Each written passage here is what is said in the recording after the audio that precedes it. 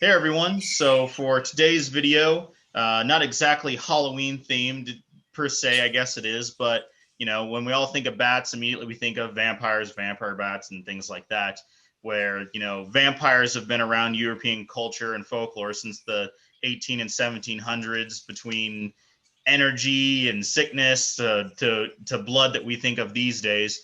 And so, when we think of vampires, we think vampire bats, obviously. And so that's really, that kind of spooky, scary thing. But really, that's just one genus of animals that come from Central and South America that, in all honesty, don't have too much contact with human beings. But because I don't know that much about, to be completely honest, really any mammalian species, was opposed to a lot of the reptiles that we talk about here on the channel. We went and reached out to somebody who knows quite a bit more, and that is Cassandra. Cassandra, do you want to introduce yourself and take away? Hi guys, my name is Cassandra. I actually used to live in Colorado and used to be a keeper at the Denver Zoo, and now I am a PhD student here at the University of Newcastle.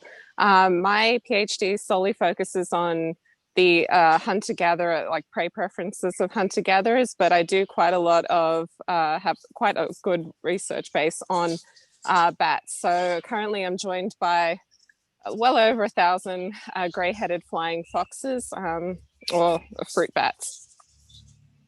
Cool. So, just so to let everybody know, you're in fact in Australia right now in a nature preserve, as you said, surrounded by over 1,000 fruit-eating flying fox bats. Yes.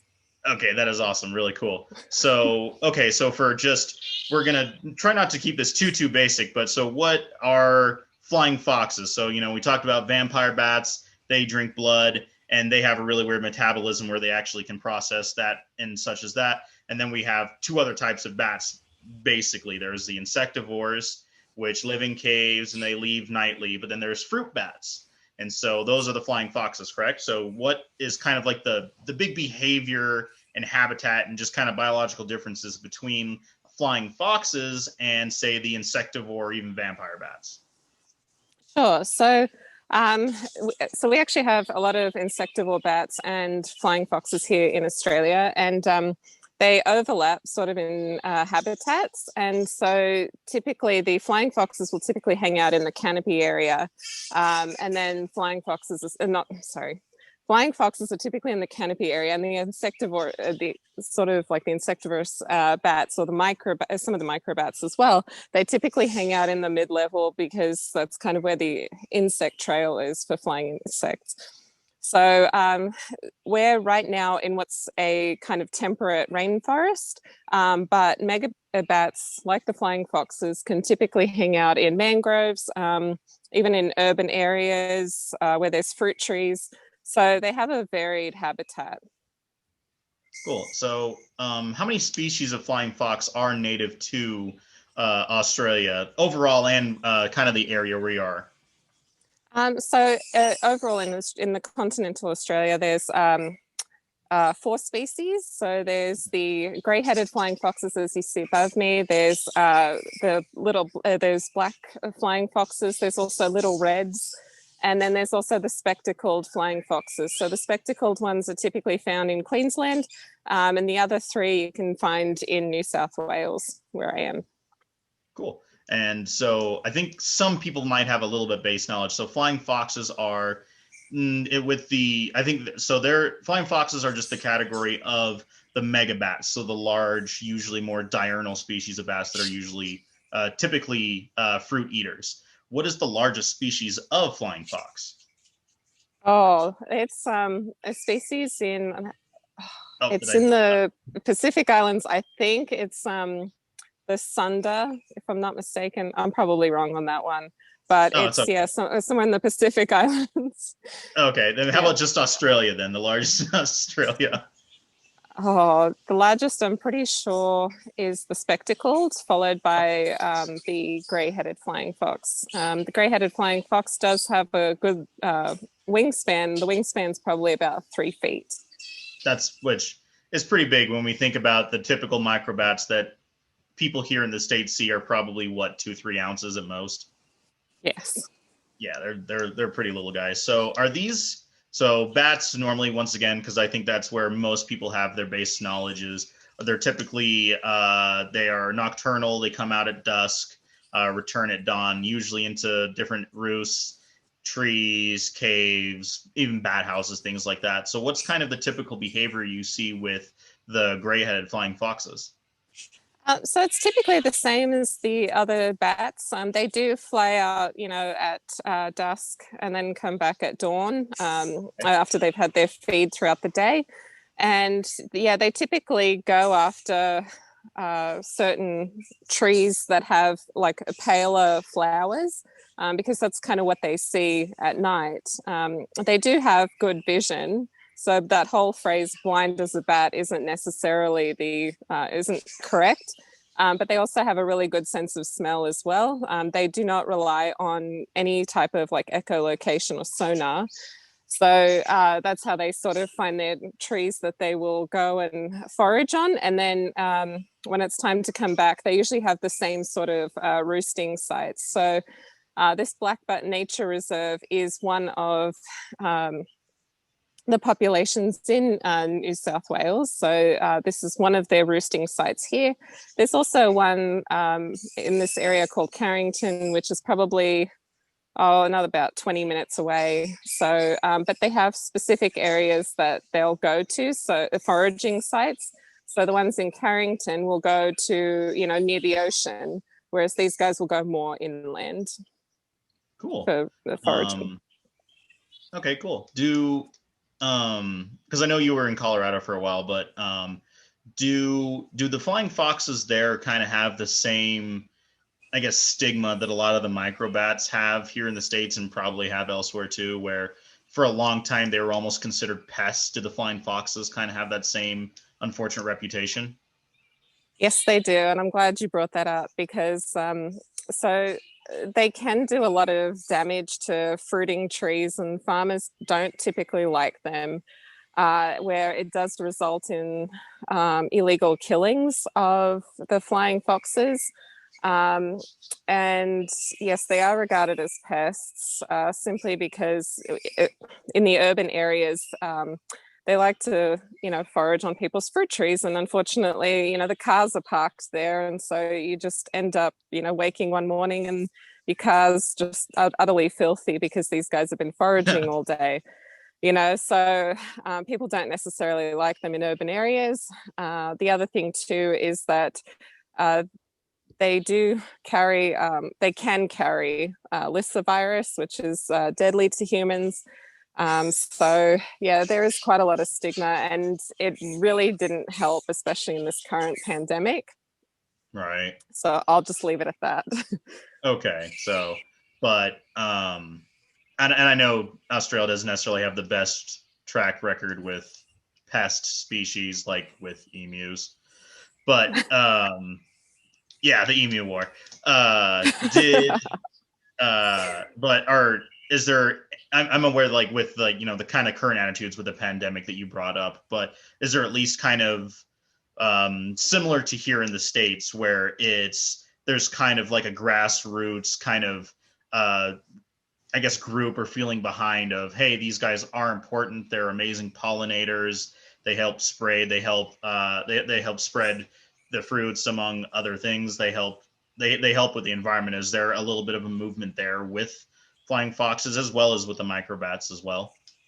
Yeah, absolutely. There's definitely a lot of conservation efforts that are being put into it. There's quite a lot of groups, plus a lot of wildlife caring, like rehabilitation work that's being done with these.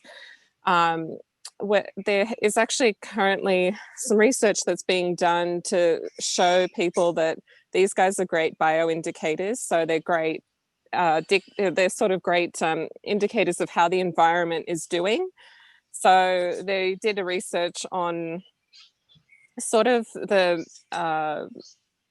if there's contamination within the environment. So let's say like mercury, or there's heavy mineral loads in the environment. They actually did some research on bats to see what the reactions are and whether there was presence or absence within the environment for that. So they're really, really important, and there is a lot of research that's being done on them to show people like, hey, listen, we're actually getting a lot of benefit out of them. It's worthwhile keeping these guys around. Cool. And it stinks that we have to keep bringing up kind of unfortunate or touchy subjects, but that's kind of the deal when we work with misunderstood species. But with all of the destruction that happened with the wildfires at the beginning of the year, is there any kind of real traction building with that of, hey, these guys, they are, they're good indicators, they are good propagators of seeds and stuff. Should we kind of let them alone and try to help kind of repopulate and bring back portions of the bush that did burn down? Yeah, definitely.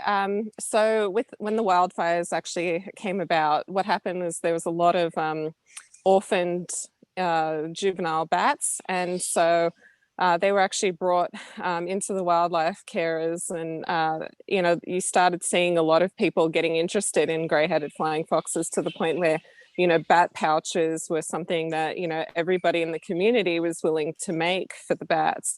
And yeah, so you definitely see quite a lot of traction happening, and unfortunately these guys are actually a vulnerable species here in New South Wales and in Australia, just because their population is decreasing, and things like the wildfires were, they were devastating, and people are starting to take notice of it, because they are they're an incredible species to have.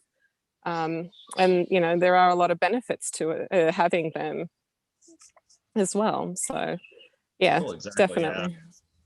Yeah. So I'm glad that you mentioned the vulnerable thing. So out of the species of flying foxes, are the gray-headed flying foxes the only ones that are vulnerable, or at least listed as such, or are there other species that are at risk? The spectacled ones are at risk, and the grey-headed flying foxes are at risk. That's as far as my knowledge goes on that. Okay. The black flying foxes, they seem to sort of benefit in a way, because they typically will commingle with grey-headed flying foxes in colonies. So the one in Carrington actually has the mix of the two species, whereas here in Blackbat, I haven't seen any of the black flying foxes. But yeah, some of the threats to them are heat stress. So, with like if it's a hot temperature, it's really hot here in Australia usually. So yeah, they don't thermoregulate as well, and especially with climate change and whatnot and increasing temperatures, it's going to have a drastic impact on them. The wildfires, again, sure as hell did not help, because the smoke inhalation for them, and they rely heavily on their scent. Plus, right. Also too, their lungs just weren't ready for that type of. It wasn't good for them. So. And then the other thing too is, yeah, there's illegal hunting that happens, and also people put the nets over their fruit trees here in urban areas, and so sometimes bats can get caught, and that's an unfortunate result, because people don't necessarily see, like, hey, listen, there's a bat on top of your fruit tree that's entangled in the net, and that leads to starvation and unfortunate consequences. So yeah, that's sort of some of the threats that have caused these guys to become threatened. Yeah, that's unfortunate, and I wish that that it's hopefully it's been a really rocky year for everybody around the world, but maybe now they can kind of start to move forward with things and kind of take all the species that are there, they can better appreciate them, at least, to say the least, when especially animals that are, essentially as delicate as all the different species of bats, that without bats, there probably wouldn't be people. Yeah, absolutely. And yeah, with that too, some of the favorite foods that we like to eat, whether it's, mangoes or, even tequila, bats around the world, they pollinate that stuff. So, yeah, exactly. Yeah. Take that. Yeah, it's not just bees that we're messing with. There's a lot of species out there that are absolutely vital, and bats for sure are one of the big ones for around the world. They are. Absolutely. Absolutely. Hopefully you guys like that video. We're trying out a new different format for different things to try to kind of, you know, expand our horizons or whatever. I thought it worked out pretty well. The last episode of the Halloween True Critters that came out on Halloween with owls and crows, with nature's educators, that seemed to go over really well. It seemed like, you know, at least we had a lot of views. Let me know if you guys like that format. You know, do you guys kind of like the Zoom kind of back and forth? Should we do a split screen where we're both up at the same time? I thought it might be better, you know, whoever's talking, you know, depending on whatever's on the screen, you can see full size versus me just kind of sitting either blue screen or on the couch. But let me know if you guys like that video. You know, do you like that format? Do we want to see more things like that? As well as after this was over, we had a chance to kind of sit and talk longer, and we actually made almost like an hour-long kind of almost podcast interview type discussion. Thinking about putting that out on the channel. I don't know about necessarily making it a regular thing, but if that's something that, you know, if you're all interested in, please let me know. Let me know down in the comments of this video if this is something that you would like to see more of. Both a longer format, you know, podcast type thing, as well as just this format to see different people, different facilities, and get, you know, more people involved in this kind of conversation of reptiles and animals in general. So, hope you enjoyed the video. Please like and subscribe if you can. Hit that bell notification so YouTube knows that we exist. If you have any questions about merch, about available snakes, future breeding projects, any real question that I can answer for you, please let me know down in the comments. jzsreptiles@gmail.com, Facebook, Instagram, all that jazz. Hope you're having a great day, and we'll check you next time.